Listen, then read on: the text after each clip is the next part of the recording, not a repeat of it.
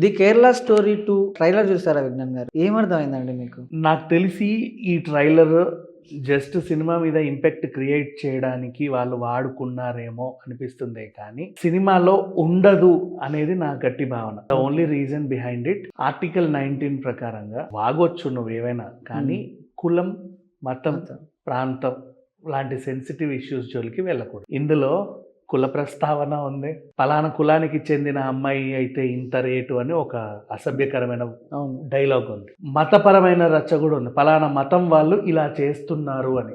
ప్రాంతం టైటిలే ఒక ప్రాంతానికి సంబంధించి ఉంది. సో 3 సెన్సిటివ్ ఆస్పెక్ట్స్లో వీళ్ళు వెళ్ళారు. జనరల్గా సెన్సార్ బోర్డ్ అనేది గవర్నమెంట్ అది కదా. ఇప్పుడు ఈ ఆర్టికల్ 19లు 21లు మనుషులు పాటించినా పాటించకపోయినా గవర్నమెంట్ అయితే ఖచ్చితంగా చూడాలి, సూపర్వైజ్ చేయాలి. అవును. ఆ సెన్సార్ బోర్డులో ఉన్న వాళ్ళైతే ఇవన్నీ ఉన్న ఈ అంశాన్ని కత్తిరించకుండా ముందుకు వదలరు. ది కేరళ స్టోరీ 1లో కూడా ఉన్నాయి కదండి. ఉన్నాయి, అదే చెప్తున్నా. ఒకప్పుడు సెన్సార్ ఎట్లుండేది తెలుసా? నువ్వు కేవలం చెట్లను నరికినా కూడా నిన్ను అది కట్ చేస్తారు. ఇప్పుడు ఏంటి, రోడ్డు మీద వెళ్తున్నావు, భారీ చెట్టును కోసేసి నువ్వు అటు పోకుండా అడ్డంగా పడేస్తారు చూడు. నిన్ను ఆపడానికి చెట్టు ఏం చేసింది? అది కూడా జీవే కదా. Censor ఆపేవాళ్ళ censor. నెక్స్ట్ ఇప్పుడు నేను పొడిచేది ఇట్లా కోసి నరనరాలు చూపిస్తున్నారు కదా లోపల లోపల లోపల లోపల. ఒకప్పుడు అట్లా ఉండేది కాదు. ఏ అని ఇలా వస్తాడు క్లోజ్, తర్వాత నాకు ఇట్లా పొడిచేది తెలియదు కదా అంటాం అంతే. గోడ మీద 2 చుక్కలు పడుతుంది, గోడ మీద కారు మీద 2 రక్తం పడుద్ది. ఇప్పుడు అట్లా లేదు కదా, పొడిస్తే ఇక్కడే కారుతుంది అలా ధారాళంగా. అవి చూపించొద్దు యాక్చువల్లీ. బట్ ఏమైందో తెలియదు, ఇప్పట్లో అన్నీ ఓకే అయిపోతున్నాయి సెన్సార్లో. అవి సెన్సిటివ్ ఇష్యూస్ అని అంటే తల నరికితేనే ఎగిరెగిరి పడేవి, ఇట్లా తల పట్టుకొని వచ్చి మరి ఇట్లా విసిరి కొట్టేది, పాన్ ఇండియా హిట్లు. అవును. దాన్ని మనం ఏం చేయగలం చెప్పు? బాహుబలి అంతే, పుష్ప అంతే కదా. అవును. పుష్పలో క్లైమాక్స్ తలపోవడమే, ఇక్కడ ఇదే. సో ఏ రకంగా చూసుకున్నా సరే పీపుల్ అంటే సెన్సార్ యాక్సెప్ట్ చేస్తుంది ఇప్పుడు ఇంత వైలెన్స్ని. ఒకప్పుడు అసలు యాక్సెప్ట్ చేసేదే కాదు. సరే కాలక్రమేణా వైలెన్స్ పెరిగిందే అనుకుందాం, వీళ్ళు కూడా ఇష్టంగా చూస్తున్నారే అనుకుందాం. నువ్వు పరిధి దాటి ఇంకా ఆర్టికల్ 19 దాకా రాకూడదు. దేవుళ్ళ మీద ఇప్పుడు ఏంటి టైటిల్, నిన్న రిలీజ్ అయిన సినిమా హే భగవాన్, యాక్చువల్ దాని టైటిల్. భగవాన్ అంటే మళ్ళీ ఎవరన్నా ఏదైనా చేస్తారేమో అని చెప్పి మార్చమంటే వాళ్ళు హే బలవంత్ అన్నారు. సినిమా హిట్టేలే, కానీ టైటిల్ మారిందా అంటే సెన్సిటివ్గా ఉంటుంది, జోలికి వెళ్ళకండి అని చెప్తున్నారు పదాలు ఇవన్నీ కూడా. బట్ ఏమైపోయింది, ట్రైలర్లో చూస్తే దారుణం.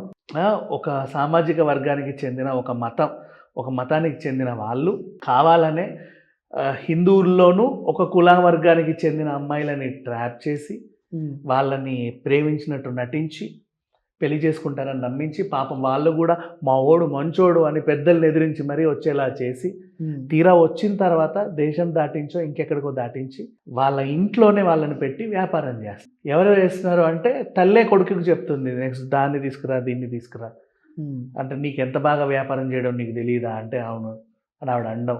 ఏం వ్యాపారమా అని చూస్తే మనకు అక్కడ ఒక సీన్ చూపించడం. ఇట్లాంటివన్నీ ఉన్నాయి దీంట్లో. కులానికి, మతానికి, ప్రాంతానికి చెందినటువంటి సెన్సిటివ్ ఇష్యూస్ అన్నీ ఉన్నాయి. దేవుడి దయ వల్ల దేవుళ్ళ జోలికి పోలేదు. ఇంకా నేను హిందూ దేవుళ్ళ జోలికో లేకపోతే ఇంకేమన్నా క్రిస్టియన్ దేవుళ్ళ జోలికో పోలేదు. మేబీ సినిమాలో ఆ పరిధి కూడా దాటారేమో నాకు తెలియదు, లేదా ఇంకో ట్రైలర్ లాంటిది ఏమన్నా అందులో ఏమన్నా చూపిస్తారేమో. అండ్ ఎప్పుడు రిలీజ్ అయింది చెప్పి ఇప్పుడు ఇది ఈ ట్రైలర్ తెలుసు 2 days బ్యాక్. ఆ 2 days ఏంటి ఆ సిచ్యువేషన్? ఓవైపు కోవా బన్ను ఫుడ్ జిహాద్ నడుస్తుందా, సడన్గా లవ్ జిహాద్ వచ్చింది. ఆ యాదృచ్ఛికము అంటే ఇక ఏం చేయలేము, అట్లా అనుకోకుండా రంజాన్ వచ్చేసింది. Ramzan season, correct Ramzan season. అప్పట్లో కేరళ స్టోరీ 1 రిలీజ్ అయింది కూడా కరెక్ట్ రంజాన్ సీజన్ టైంలోనే రిలీజ్ అయింది, బాగా గుర్తుంటాను. ఎందుకు కావాలని చేస్తున్నారా అండి? అదే అంటున్నా, అందుకని ఇప్పుడు దేవుళ్ళ జోలికి కూడా వెళ్ళారుగా, వెళ్ళినట్టేగా.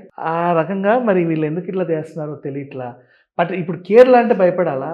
కేరళ స్టోరీ, నెక్స్ట్ రేపు Andhra story, the Kadapa story, లేకపోతే the Telangana story, the Hyderabad files.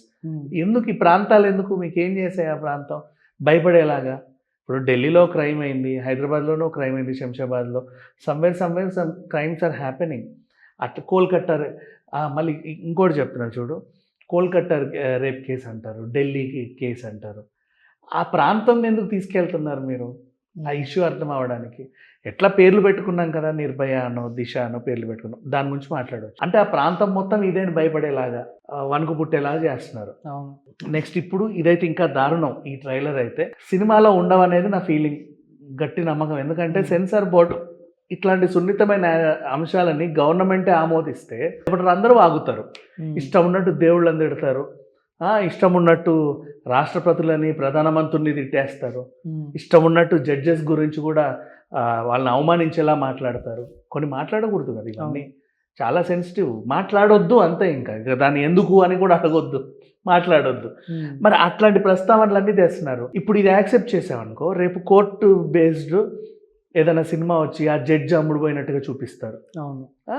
ఇంకొక సినిమా తీసి ఆ ప్రెసిడెంటే పక్క దేశానికి దగ్గర లంచం తీసుకున్నట్టు చూపిస్తారు. ఎవడిష్టం వాడిది, వాడి క్రియేటివిటీ. ఏమో ఎప్స్టీన్ ఫైల్స్ గురించి కూడా ఏదైనా సినిమా తీసినా మన మోడీ గారి గురించి వాట్ ఎవర్ అట్లా పిచ్చి పిచ్చిగా తీస్తారు. అందుకే ఇక్కడే ఆపేయాలి కదా. ఇప్పుడు సినిమాలు జనంలోకి బలంగా వెళ్తాయి, చూస్తారు కాబట్టి. ఎందుకంటే అంత సెన్సేషన్ నువ్వు క్రియేట్ చేసి వదిలేవు యూట్యూబ్లో. అవును. దాన్ని ఎవడు కంట్రోల్ చేయలేడు, అందరూ చూశారు. అంటే నేను కమెంట్స్ చూసానండి, కమెంట్స్ ఆల్మోస్ట్ అన్ని పాజిటివ్గా ఉన్నాయి, ఇలా జరుగుతుంది అని. కామెంట్స్ పాజిటివ్గా ఉండడం ఏంటంటే, వీళ్ళకు కలిసి వచ్చిన టైం చెప్పన, హ్యూమన్ ట్రాఫికింగ్ మీద ఎప్స్టీన్ ఫైల్స్ హైలైట్ అయింది. అవును. ఆ 10 రోజుల తర్వాత కోమా బన్ వచ్చింది. ఈ అక్కడేమో ట్రాఫికింగ్, ఇక్కడ ఒక మత ప్రస్తావన, ఈ రెండు కలిపి కేరళ స్టోరీ వచ్చింది. మళ్ళీ రంజాన్ నెల వచ్చేసింది, టైంకి రంజాన్ సీజన్ కూడా వచ్చింది. మరి ఇంక చూడు, ఇన్నిగా కలిసి వచ్చిన తర్వాత ఇక చూసే వాళ్ళు నిజమే అంటారు. బట్ ఇప్పుడు మళ్ళీ మాట్లాడతా, ఇందాక జక్కంపూడిలో కూతురి మీద అత్యాచారం చేసిన వాడు ముస్లిమా? కాదే. కాదు. నిన్న మదనపల్లిలో అమ్మాయి పైన అత్యాచారం చేసినాడు ముస్లిమా? కాదే. నథింగ్. అంటే చూసుకుంటూ పోతే అఫ్ కోర్స్ నార్సింగి అమ్మాయిని పిలిచింది ముస్లిమే అనుకుందాం. ఇంకో చోట ఒక చెల్లెలకి గర్భం చేసినాడు ముస్లిం కాదు, ఎప్స్టీనే ముస్లిం కాదు ఇంకా చెప్పాలి అంటే. సో ప్రతి వర్గంలోనూ, ప్రతి కులంలోనూ, ప్రతి మతంలోనూ, ప్రతి ప్రాంతంలోనూ ఎవడో ఒకడు ఉంటాడు. అలా అని ఆ కులపోళ్ళందరూ ఇంతే, ఆ మతం వాళ్ళందరూ ఇంతే, ఆ ప్రాంతం వాళ్ళందరూ ఇంతే అనడం చాలా తప్పు. ఇట్లా ఒకప్పుడు ఒక ప్రాంతానికి అంటగట్టింది ఏంటంటే ఫ్యాక్షనిజం అంటే చాలు, రాయలసీమ అట్లా అంటగట్టారు. తర్వాత ఇప్పుడు తగ్గింది. ఒకప్పుడు దొంగతనాలు అంటే స్టువర్టుపురం, లేక సినిమాల్లో కూడా వ్యాంప్ క్యారెక్టర్లు ఏమంటే పెద్దాపురం అండి అంటారు. ఏంటి పెద్దాపురం అంటే పెద్దాపురంలో ఉన్న వాళ్ళ అమ్మాయిలందరూ అంతేనా? అలా ఎలా నువ్వు డీల్ చేస్తావు? చిలకలూరుపేట సినిమాలోనే ఇప్పుడు హీరోయిన్ వస్తుంది, ఎక్కడి నుంచి వచ్చామంటే మేము పాలకొల్లు నుంచి వచ్చామండి అంటే, ఒక వ్యాంప్ క్యారెక్టర్ ఇక్కడ దాకా డీప్ బ్లౌజ్ వేసి ఆమె కొంచెం ఇట్లా వంగి పెద్దాపురం అండి ఎందుకు అనాలి అలా? అంటే ఆ ఏరియా పేర్లను ఎందుకు మీరు పాడు చేస్తున్నారు? తప్పది, ఎప్పుడు కూడా అలా చేయకూడదు. అంటే అక్కడ ఉన్న వాళ్ళందరూ అది కాదు కదా. ఇప్పటికీ స్టువర్టుపురం వాళ్ళు ఫీల్ అవుతున్నారు. మొన్న రవితేజ సినిమా వచ్చినప్పటికీ కూడా ఎందుకు మమ్మల్ని ఇట్లా అంటారు? అక్కడ ఉండలేక స్టువర్టుపురం. ఇప్పుడు నువ్వు తీసుకురా 10th క్లాస్